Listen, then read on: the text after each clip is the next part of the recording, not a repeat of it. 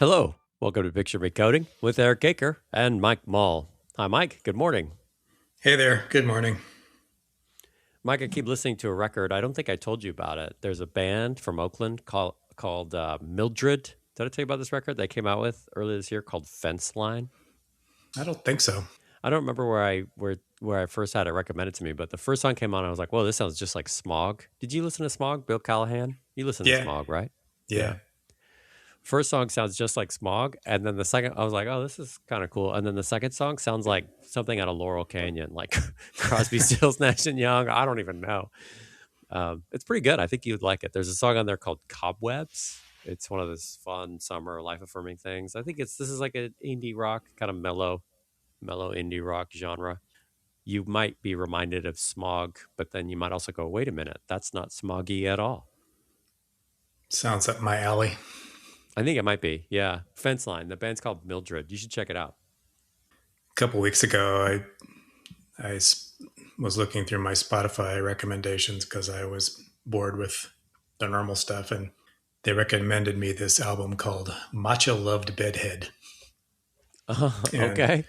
I thought that's a weird title. I guess I'll listen to that. And apparently, it was this collaboration.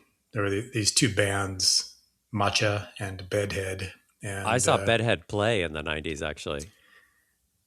apparently Matcha at least was like another Athens, Georgia band. Um, Oh. and anyway, so I don't think I'd heard of Matcha, so I went back and listened to their albums from like the late '90s, early 2000s, Hmm. and their first album in particular I've been listening to a lot. It's self named, so Matcha the band with Matcha the album, but From the 90s. yeah, it's either '90s or like 2000, something like that. But I mean, again, it's indie, but it's kind of this like post rock with a dash of world music in it. Hmm. I don't they, really remember Bedhead. I'm pretty sure I saw them in San Francisco playing with somebody.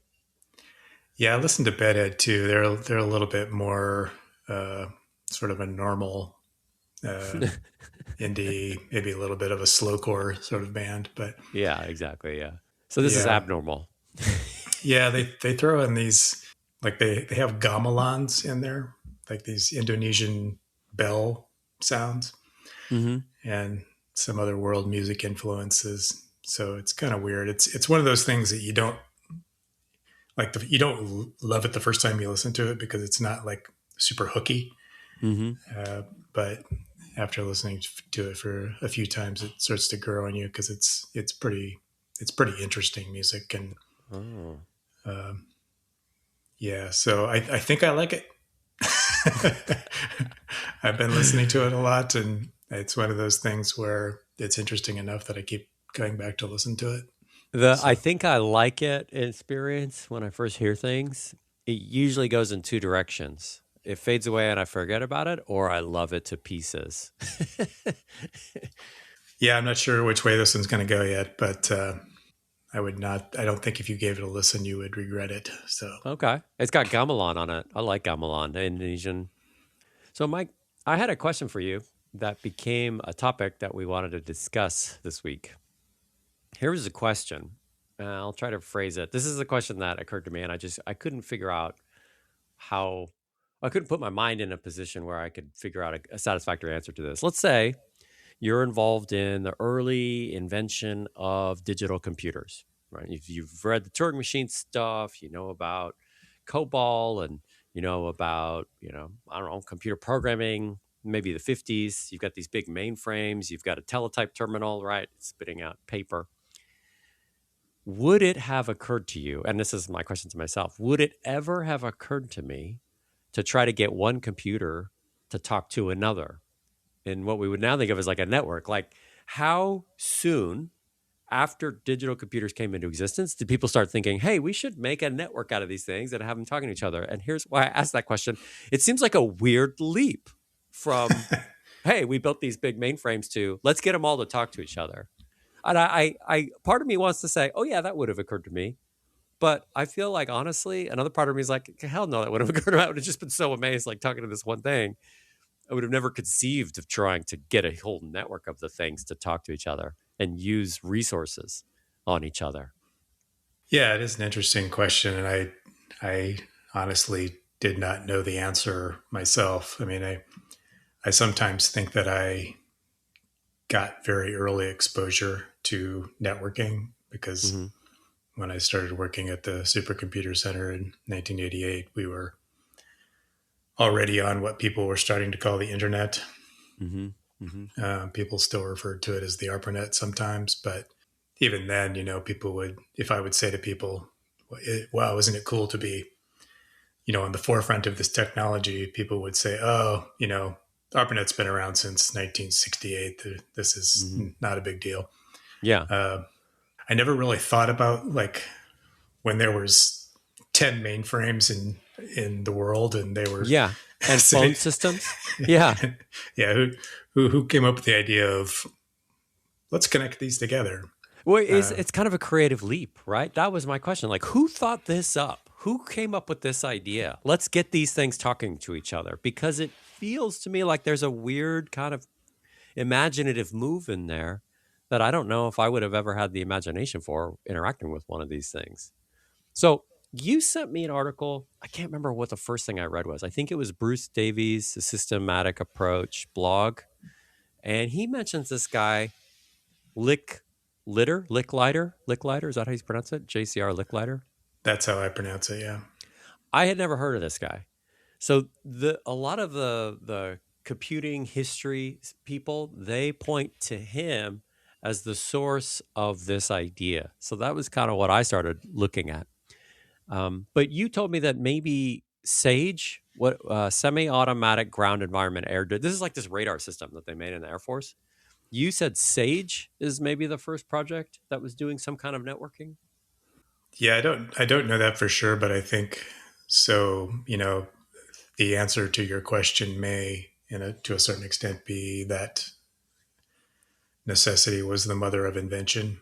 So Mm. there was this idea. There was this project in the 1950s. Cold So War. Yeah, yeah, the Cold War Soviets, era. they're going to launch missiles at us. Yeah, We want to live. and so the idea was that that this was actually before the idea of intercontinental ballistic missiles. So Oh. at this point in time, this was kind of it was post World War II, obviously, but it was Cold War, but the threat was seen at the time as uh, like large bomber aircraft. Hmm. Hmm. You know, That are going to come and they're going to drop a nuclear bomb on us. We have to yes, anticipate that. We have to see that's happening. yeah. So our threat was our supposed threat was that the Soviet Union was going to fly these bombers over our airspace and then drop nuclear weapons on us, and we thought that because that's what we would have done, Hmm. and so they decided to build this ground network thing, and the idea was that we had all these radar installations, and to be able to sort of detect that the incoming thing was a threat, they would send this radar data into these computers, and the computers would sort of analyze the data as close to real time as they could and Hmm. try to figure out what was going on. And so they had to build. There's a thing in this article about Sage. I think it's an article from IBM where they talk about some guy built like a radar modem. so so there's like this thing where they could detect radar, and they had like this modem where they could send the radar signals over the phone lines to these computers, and then Yeah, yeah. the But the computer. problem is if you just send it to one computer, now you've got this vulnerability, right? You've got this Right. single point of failure. So the nuclear attack becomes bomb that computer, whole system goes down. So now the problem is they need a computer system. They need something that can survive a nuclear attack. So, Yeah, so they have like multiple of these stations, and the stations, send their data to the other stations, and hmm. Hmm. so it was clearly computer networking, but Hmm. their their their only option at the time was effectively the phone system. So, did you know that Sage, this is from the Wikipedia page on Sage, it actually costs 4 times what the Manhattan Project cost. They estimated to cost up to $12 billion. So they spent more on this than the Manhattan Project.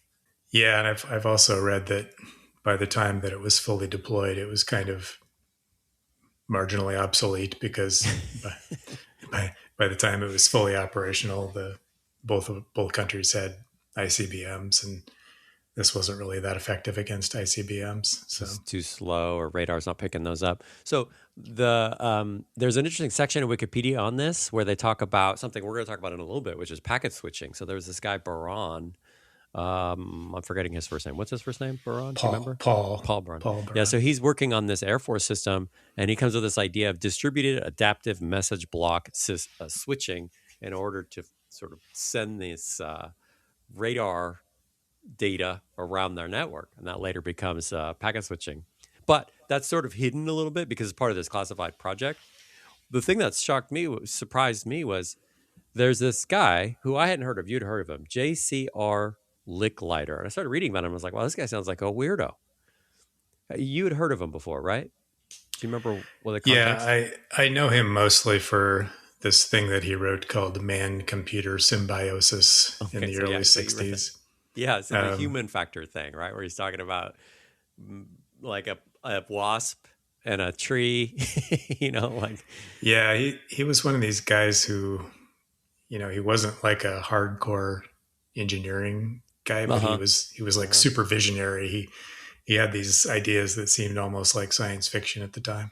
Yeah, well, and he was in all these positions throughout his career where he was in charge of stuff. Yeah. So he would have this visionary idea and be like, "Oh, I want to do this." And he would go find the people and he would sort of cajole them into doing it. He triple majored as an undergraduate in physics, mathematics, and psychology. One of these things maybe sounds unlike the other, Mike. Sesame Street song. So then he gets a PhD in something called psychoacoustics, which is like brains processing sound, how brains processing sound. And then, yeah, you mentioned his research was about man computer symbiosis, which is what we would think of as like human factor. Like, how do I interact with a machine in a way that's fluid and useful? And the machine is an extension of what I want to do, an extension of my capability. So he was actually a professor of psychology at MIT. He goes to work for this company called BBN. Do you know that name? Bolt, Baranek, and Newman?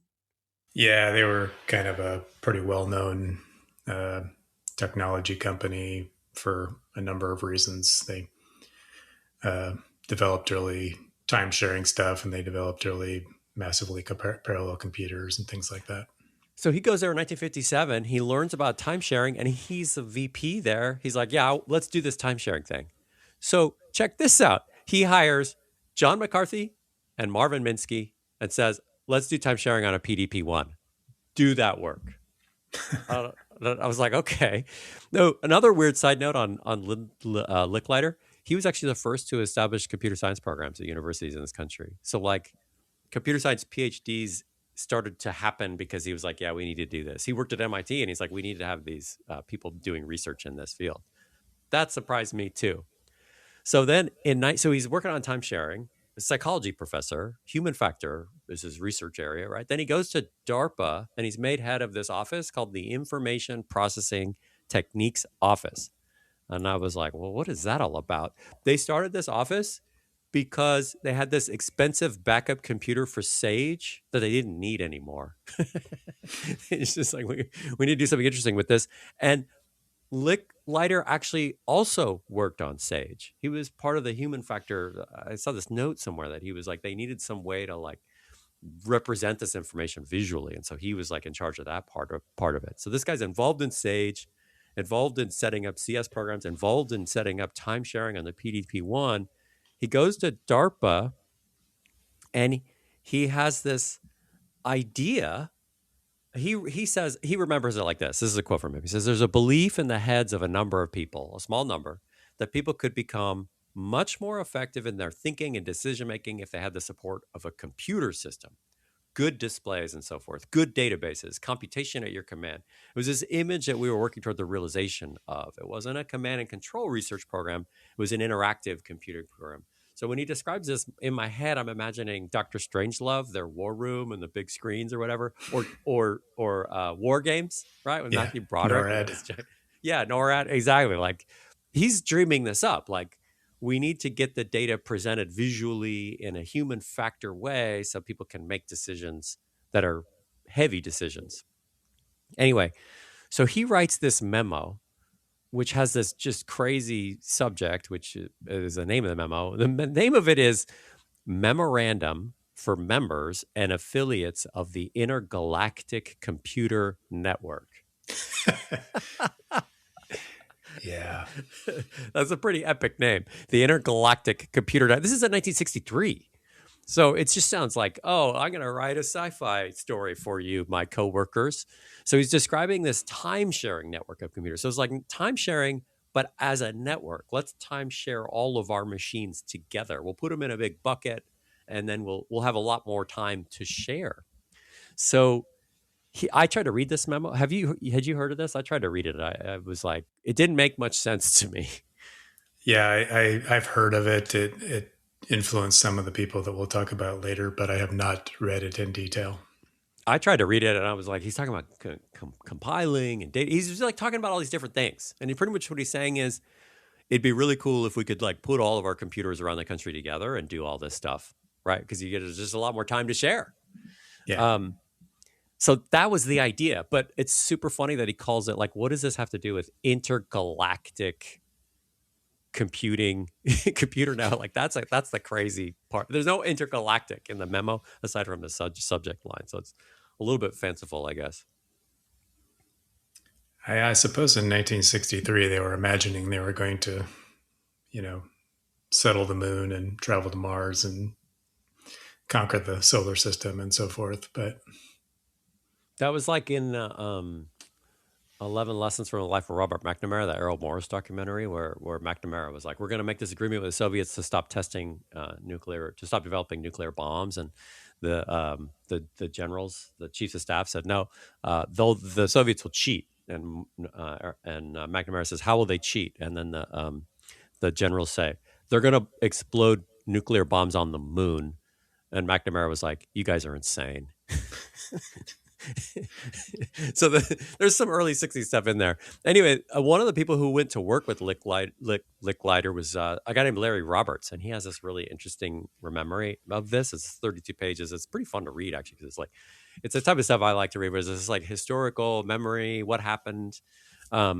He says, in 1964, only large mainframe computers existed, each with a separate set of users. So if you were lucky, the computer was time shared. So, you could have multiple people working on it at the same time. But even then, you couldn't get far away because the terminals are hardwired to it or connected by a local phone line. And if you wanted data from another computer, you had to move it by tape. And you could forget wanting software from a different type of computer. So, different types of computers, there's no way they're going to be able to share software from one to the other. So Roberts continues. He says, in these informal discussions with Licklider and a couple other people, I concluded the most important problem before us at that time was computer networking, the ability to access one computer from another easily and economically to permit resource sharing. This was a topic in which Licklider was very interested, and his enthusiasm infected me. And then Roberts does mention, that Licklider had been pursuing the concept of, quote, the intergalactic computer network, trying to define the problems and benefits resulting from computer networking. So Licklider writes this memo and then pretty much just sort of shakes people in his organization, like, do this, work on networking, because we're going to need this. That's, I still, it seems like a creative leap to me. What do you think about that? it's definitely visionary. And I think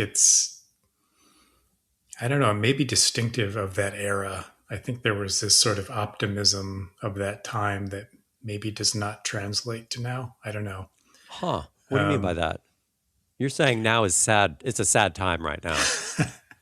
Well, I think, there are two things. One is, I think in 1963 or, that time, you could imagine this sort of much more technological future. You could imagine computers being networked, which they weren't, and you could imagine space travel, and Mm, um, hmm you could imagine this system that was going to uh, protect you from the bad guys in the Soviet Union and so forth, but also the general populace thought of that stuff as being desirable and cool. Yeah. you Okay. know, All right. You've got Star Trek. You got these sci-fi movies with like cardboard robots. maybe yeah. there's just something in the milieu. Like you could like this isn't so much of a leap to imagine computers talking to each other. Well, like now when Elon starts talking about data centers in space or traveling to Mars or you know people talk about building data centers that cover the entire surface of the Earth or stuff like that. Or somebody talks about neural implants in the brain and Yeah, um, it sounds it's hard not to be cynical about that at best, uh, and possibly um, there are just a lot of people who hear that and think, God, oh my God, I don't want that. yeah, I don't want a neural implant in my brain. Get out of my Yeah, face with that suggestion. So this is a time when we still think technology can save us, maybe.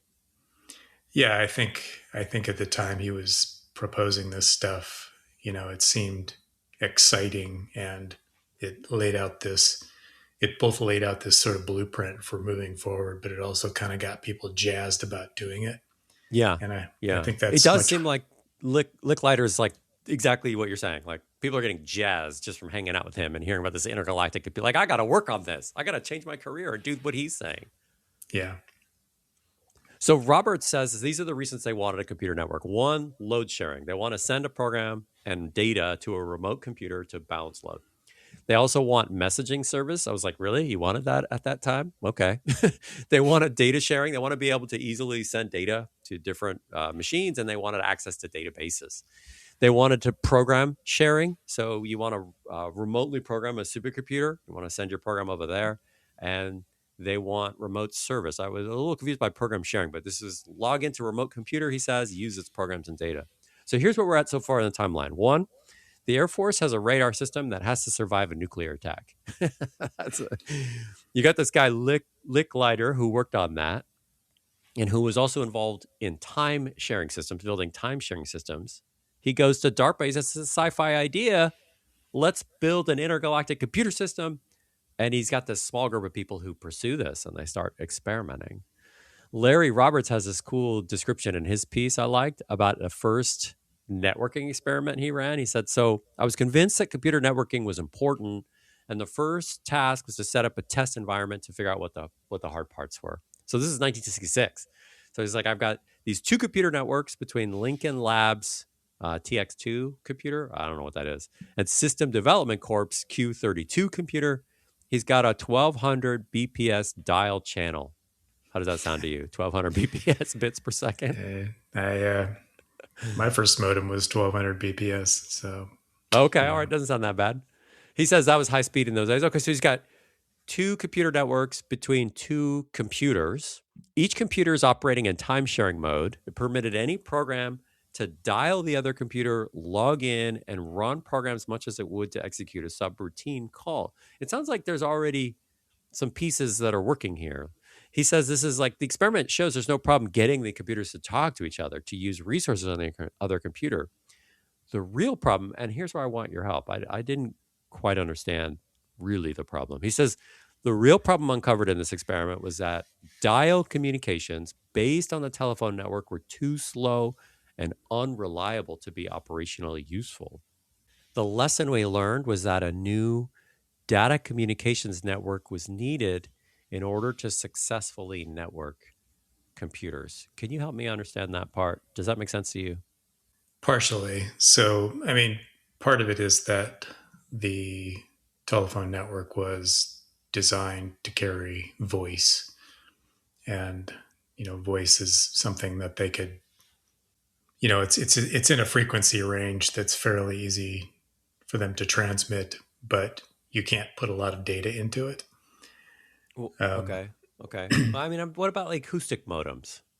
Is that does that well, fit in that's there? probably what they were using, was some sort of acoustic modem.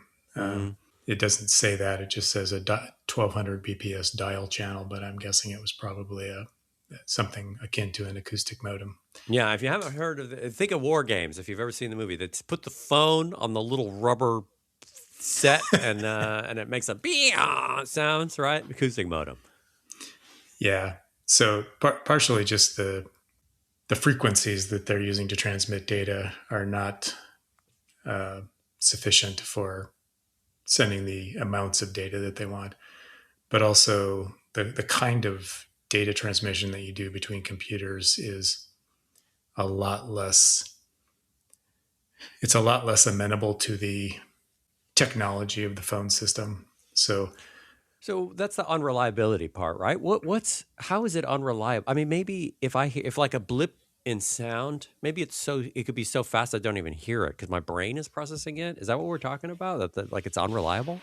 so for instance, if you send a message, you have to verify that the message arrived, and so you need like checksums to make sure that the message is arriving without having been modified and transmit in transit, and you need some way of knowing that the message actually got there.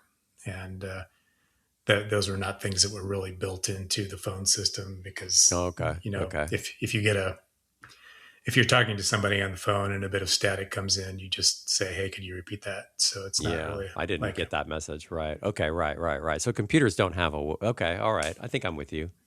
so. Yeah, I think a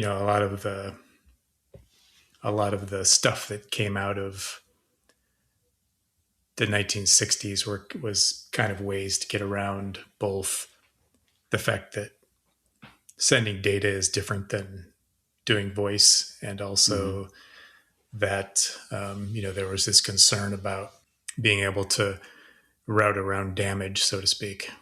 Okay. So in this piece that I was just reading from Larry Roberts' piece, he says in 1965, this is before he ran his experiment.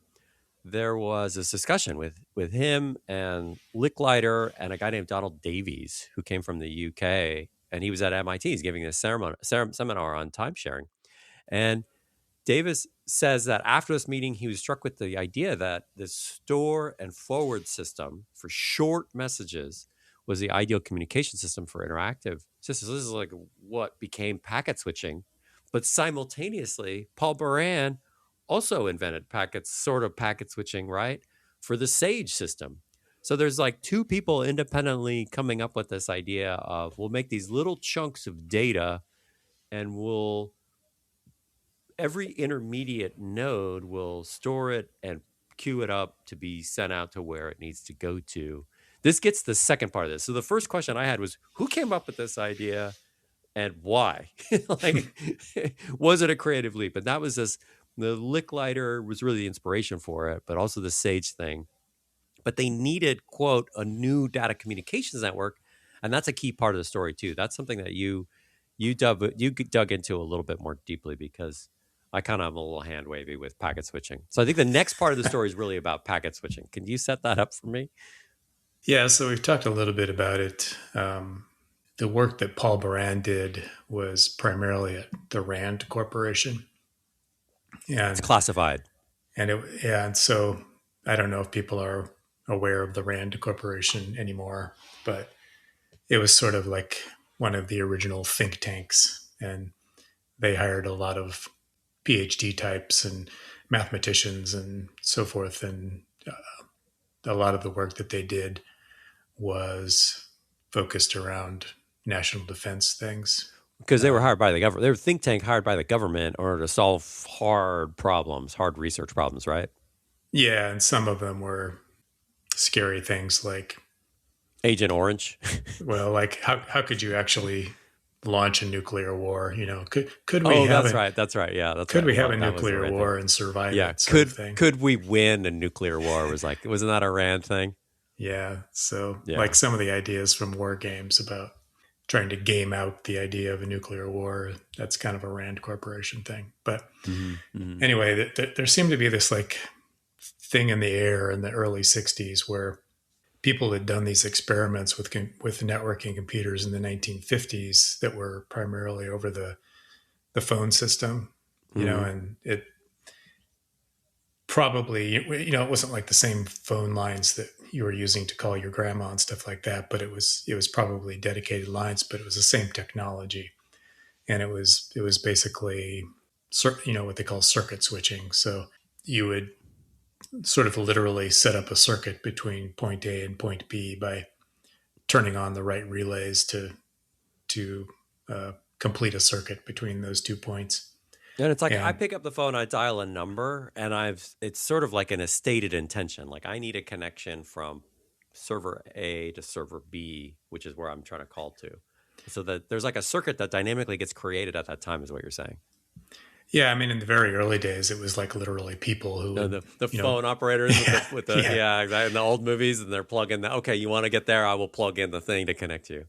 yeah. But by this time, it was computers with relays or switches, and they had realized that there was issues with that, and so there was kind of this idea in the air, I guess, that something better was needed. And we've already talked about Baran a little bit, but one of the first things that came out related to this was some work by a guy named Leonard Kleinrock at MIT. Oh, yeah. You mentioned this. I didn't even try to read it. It just sounded way over my head. So he was an interesting guy. He wanted to go into engineering, but there was some issue with his family where he had to like help out with the family business, and so he was going to night school in New York to study engineering, and he got this opportunity to do a fellowship, like an internship at the Lincoln Laboratory at MIT, and he got the fellowship and went on to do a master's thesis and then his PhD at MIT. Hmm. And he wrote this proposal for his PhD work called Information Flow in Large Communication Nets. Mm-hmm. And It's a proposal for the thesis. yeah, it's a proposal for this thesis. His actual thesis does actually expand on the ideas, so it wasn't just the proposal, but in this proposal he kind of sets out the mathematics or the queuing theory of this idea that you were talking about earlier, which is instead of setting up like this circuit between two things, you now have this network, which is kind of like store and forward. So this message is sent to one node, and then there's some sort of storage on that node that holds the message until it can send it out to another node. And you can think of this as being like a system of queues with links between them. And so he wrote this paper, or this proposal, which is essentially like a queuing theory paper. Mm-hmm. And so he kind of worked out the mathematics, building on stuff that other people had done, like early phone engineers. Like he talks about Erlang, who was, some people may know the computer language Erlang, but Erlang was a engineer who was involved in the phone system in the early days and figured out a lot of details about traffic flow and traffic Mm-hmm. congestion. And he talks about Claude Shannon and his work on information theory, because I guess Kleinrock, worked a little bit with Shannon at MIT. But in any case, he kind of works out the queuing theory details of this sort of store and forward network. And he, in particular, he borrows this idea from a guy named J.R. Jackson, who had built a queuing theory model in a paper called Networks of Waiting Lines. And Hmm. so this guy had worked out this idea of you go and wait in a line. It takes them some amount of time to process your request, and once they do, they send you on to another department where you Mm. wait in another line. Sounds like a Monty Python thing. Sounds like a Kafka hell. Yeah, it's kind of like a bureaucracy thing, but there was some sort of condition in this where after you'd built up a certain number of service, after a certain number of services had been handled for you, you'd reach some threshold and then you could exit the network. Oh, okay. And Kleinrock basically took this idea and changed it so that the idea was that instead of some threshold being reached, the idea was that now there's some destination point where when you reach that destination point in this network, then you can your your request has been fulfilled. So it's essentially a model of this data being sent through a network, this store and forward network, to a designated node somewhere in the network. Can I ask though? So I didn't read the Kleinrock as I mentioned because it was scary. It was too scary for me to read. But so I imagine we've got a handful of nodes, and maybe there's a source and a destination, right? So we got one, and we got three in the middle. Maybe there's one at the bottom, something like that. And you could almost imagine that the nodes all have like buckets, and each little piece of data is like a drip of water in the bucket. And with this queuing theory stuff, maybe I'm sort of cheating a little bit and thinking about packet switching, but it's just sort of like each little piece of data says, this is where I want to go. And it gets added to the queue. And then the one that's at the head of the queue is like, okay, it's your turn. I will send you on. And I'll send each one when I like in order or something like that. Is that all part of Kleinrock, or am I doing a really bad job describing packet switching? That's less packet switching than it is routing. So Okay. I think the one of the key ideas here is that there's this storage at each node. So Mm-hmm. this was not really a I mean, there was some of this in the phone system, but really in the phone system, it's kind of a continuous flow of data once you get the circuit established. Mm-hmm. And so this idea of you're sending a message and then storing it for a while in a queue and then sending it on to another node was sort of the key element of Kleinrock's model. Okay. Uh, and So so it's not that a continuous flow. It's like you send a little bit, we store it, and then we forward it. Yeah, he talks in the paper a little bit about how this contrasts with like maximal flow models. So people were already doing like linear programming stuff at this point in time to work out like a maximum flow through networks. But he says this is not exactly what we're talking about, because in this case we're talking about the data sitting in a queue somewhere on a node before it gets sent on to the next node. And he doesn't ever actually talk about dividing up the data into chunks. So he Mm. doesn't ever say, I'm going to take a long message and divide it up into smaller chunks Okay. as you do with packet switching. But he did hit upon this idea, which they later called the independence assumption. And the idea was that when the message arrives at when a message arrives at each node, you can model it as the size of the message as being independently drawn from an exponential distribution. Oh, And wait a minute. What? and Exponential distribution. So it could be inconceivably large, is what you're saying?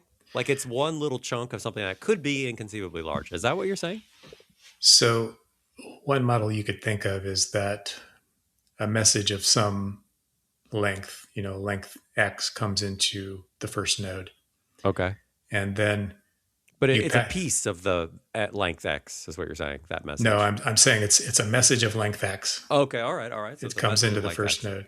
Got it. Got it. So Got it. what you could devise a model where you say, okay, I'm going to send this on to another node. And because the original message was length X, the message that you're passing on to the next node is length X as well. Oh, okay. And so if he had tried to build a queuing model where the messages being sent through the network were always the same length, were the same length as when they arrived, his model would have been mathematically intractable, and it would have been difficult to simulate on the computers at the time. So he made this assumption that he could just assume that the messages arriving in each new node were of a random length chosen from a particular distribution. And Oh. in a practical sense, that doesn't make it's hard to grasp, because it makes it sound like the message length is changing between nodes. It does But sound like that. I'm confused by this. Yeah. yeah, but he found out when he started to simulate this stuff, he found out that this actually this actually works, and they in the long term they discovered that this is basically how packet switching networks work in reality, because the the length of the messages coming into each node in a packet switching network have a variable length, because since they're coming into the node from various other nodes and Yeah. sitting in this queue, they actually do have variable length. So anyway, it's a mysterious idea to describe, but um, Kleinrock's real contribution to the packet switching idea was that this model that he devised very closely resembled how packet switch networks eventually worked, and so they could model and sort of estimate where the where the congestion points were going to be in packet switch So networks. so they could do math around them because of this contribution that Kleinrock made. Yeah, yeah. But Uh, I think maybe I need help with packet switching, right? I so think I thought I got it. I mean, I was thinking, but you said no, that's routing. I mean, I just always think of headers and bodies. I think of MTU. Maybe I'm already going to TCP/IP there, right? Like all my ideas are blended from whatever basic knowledge I have. so at almost the same time, Paul Baran was doing his work at Rand, and For he Sage, I think. I think this is kind of post Sage, Okay, all right. but Post Sage. so that the idea that he was trying to get at was we need to send data between this collection of computers. Maybe there's 100 of them, maybe there's 1,000 of them, and Mm-hmm. um, this network of computers, like with Sage, is going to be important to our national defense. Mm-hmm. And so we have to figure out what happens if some of them get blown up. Because like if you don't want a centralized network where the bad guys can blow up one facility and take down your whole network. Right. That's what we were talking about at the beginning with Sage, right? If you have this Yeah. one computer, everything goes into it, then boom, you blow that thing up and your whole system's down. Yeah. So he starts to imagine, how decentralized does the network need to be, and how do we need to send data through it? Mm-hmm. And so he comes up with two ideas that are kind of key to the eventual implementation of packet switching. Mm-hmm. One is this This is Paul idea that Barand. Paul this is Paul Barand, sorry, Byrne. at Rand. Yeah.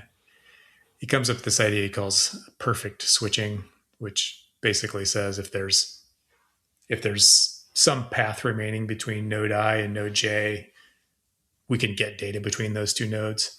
Mm-hmm. So there's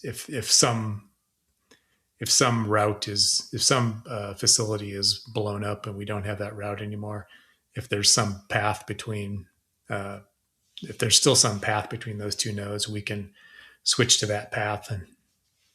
And so it was it was kind of like an anticipation of the way routing would happen in the Arpanet.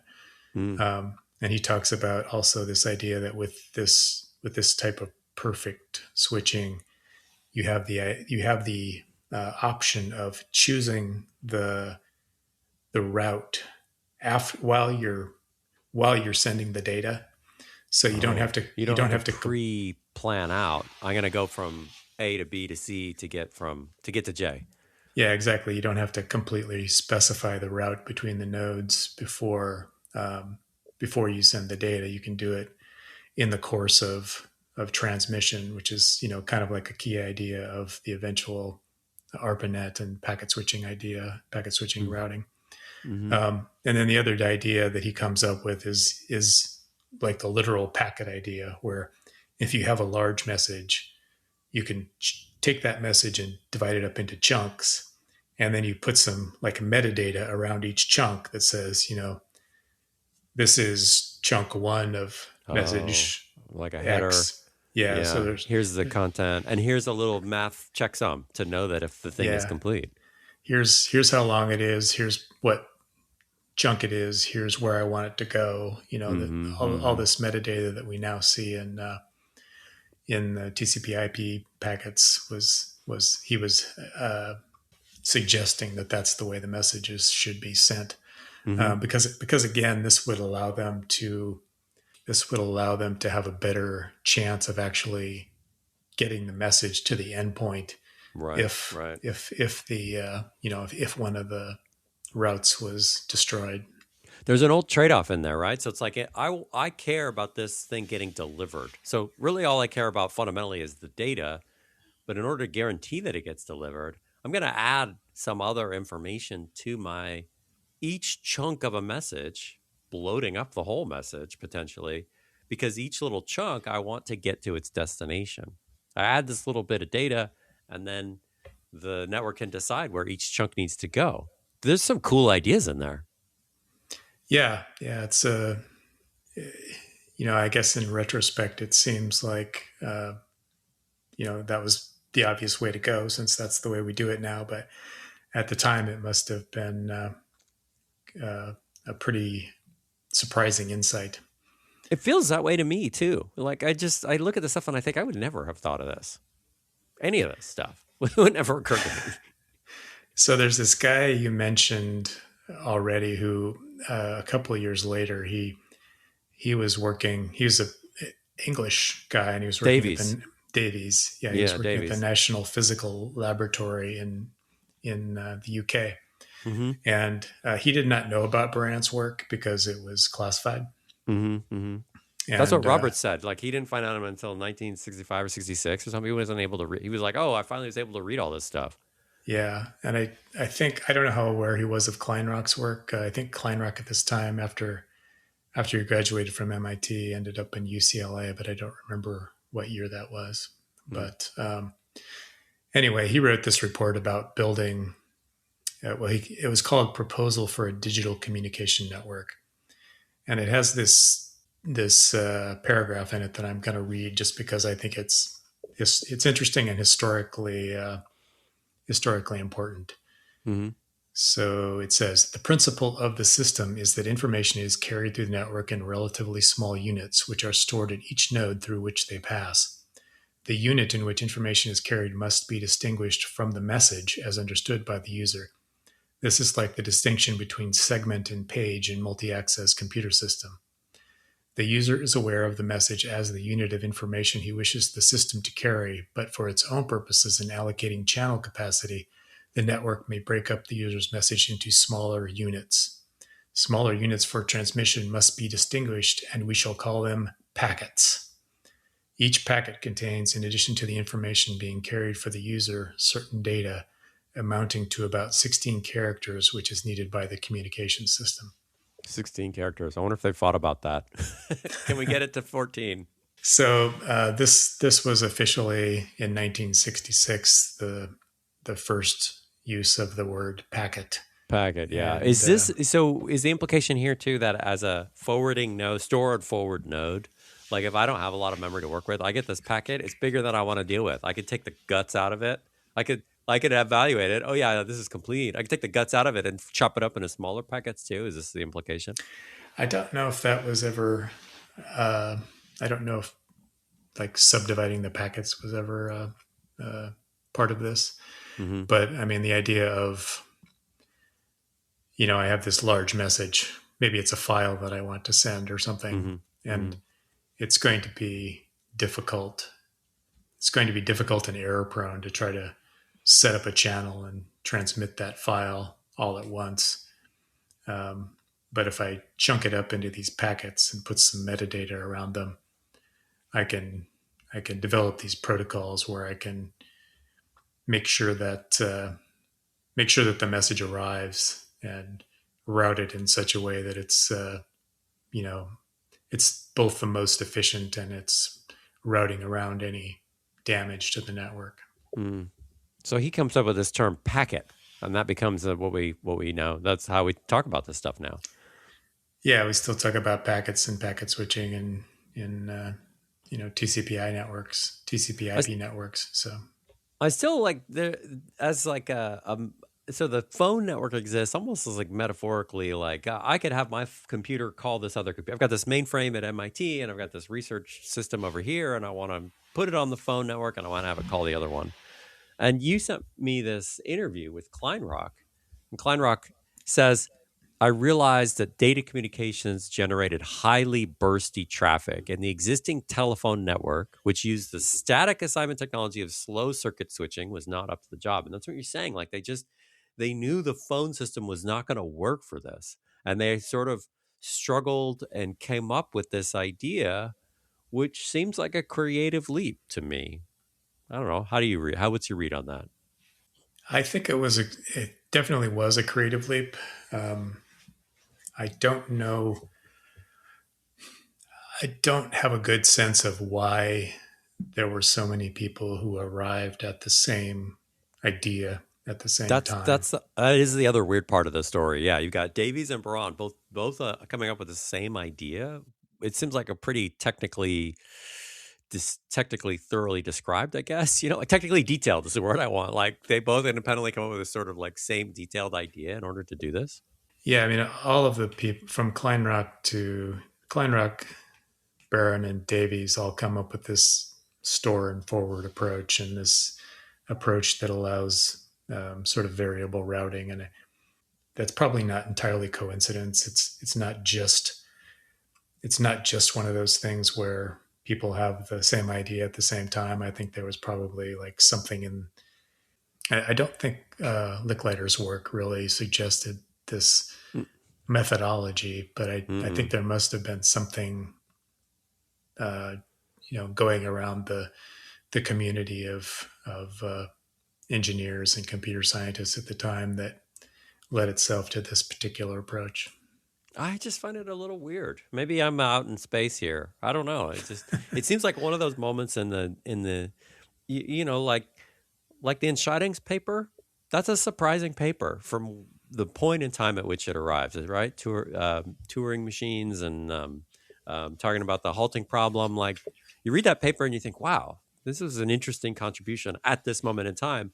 Oh, weirdly, Alonzo Church has the same concept of computing at this, like within a year, within months or whatever. That's kind of weird.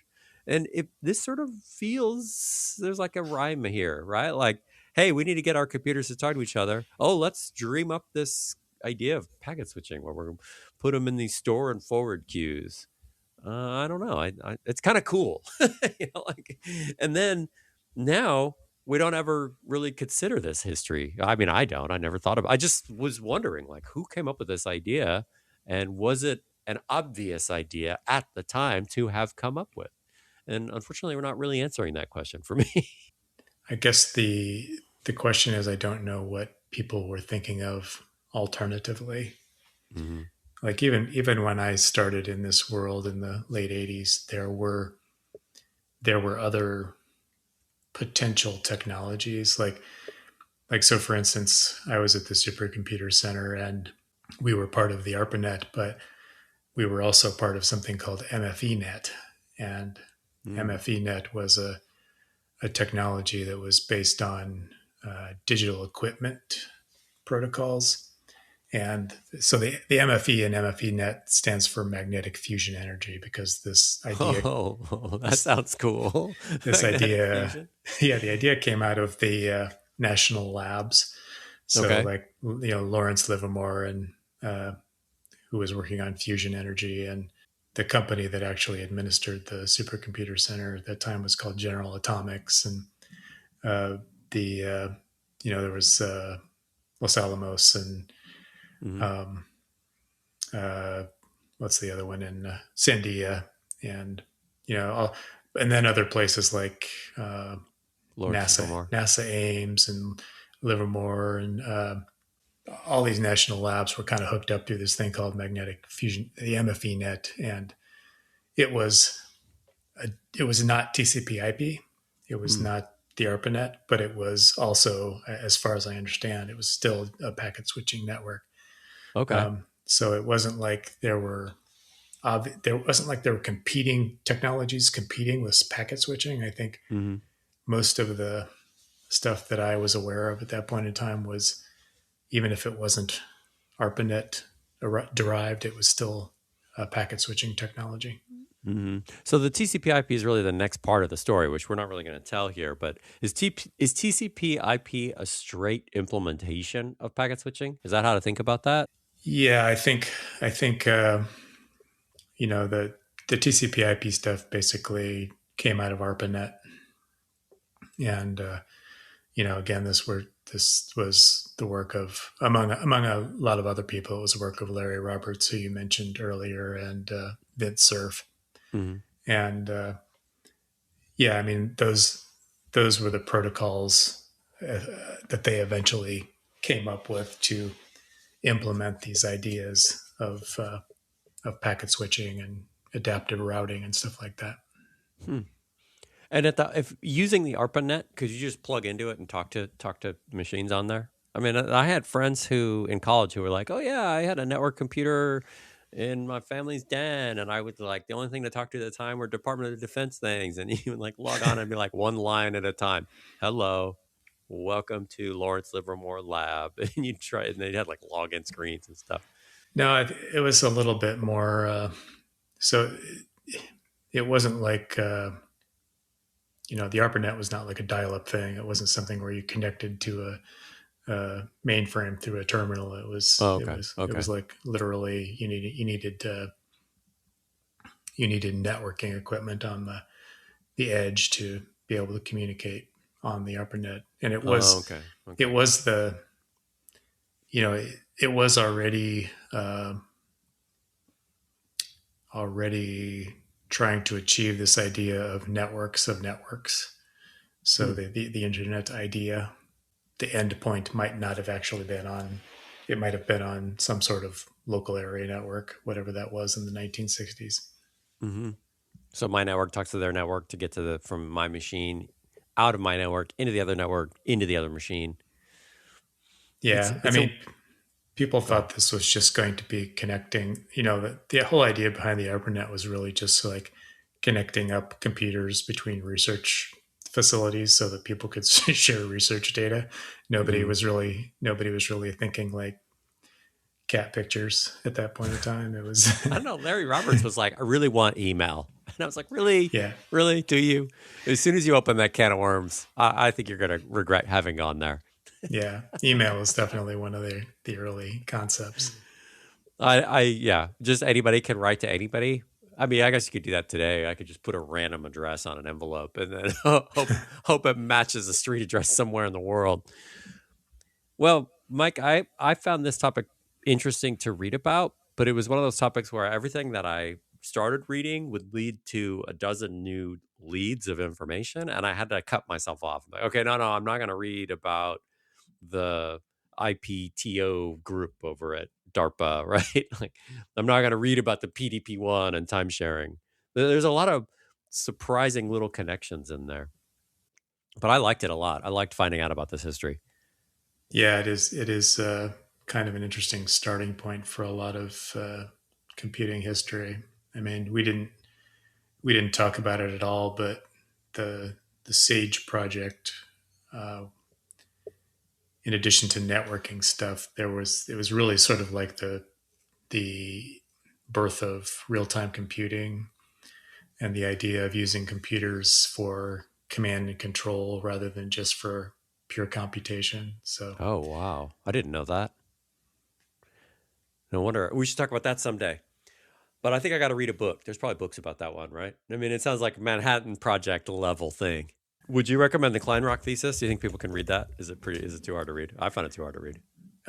it's not too bad if you've got a little bit of queuing theory information. If you've got a little bit of probability and statistics and maybe some queuing theory background, it's not that tough to read.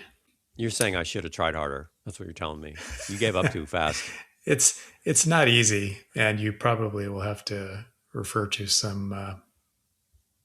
You'll probably have to refer to some of the references, but it's not like it's not like general relativity or anything. It's Well, this has been Picture Me Coding with Eric Aker and Mike Mull. Mike, happy nation's birthday to you. yeah, happy 250. I was actually around for 200. Um, Oh, the 1976. Well, here's how I'm going to celebrate World Cup, Mundial. yeah, yeah, that's the best way to celebrate our nation's birth is to watch Europeans and South Americans play soccer. Fußballmeisterschaft. Yep, that's it. Although the Deutsche Fußballbund, they've been knocked out already. Okay, I hope you have a great weekend, and I will see you again. We will see you again, friends, in a couple weeks. See you next time. Bye. Bye bye.